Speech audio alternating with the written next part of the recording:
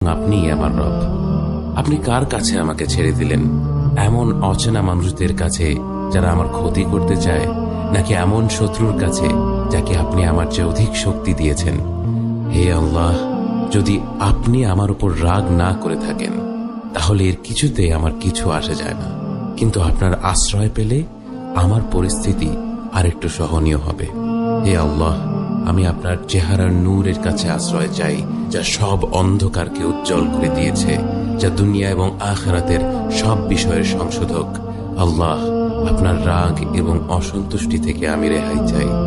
আল্লাহ, এ সব কাজই শুধু আপনাকে খুশি করার জন্য করা, এবং আপনি ছাড়া কোনো শক্তি নেই, কোনো ক্ষমতা নেই।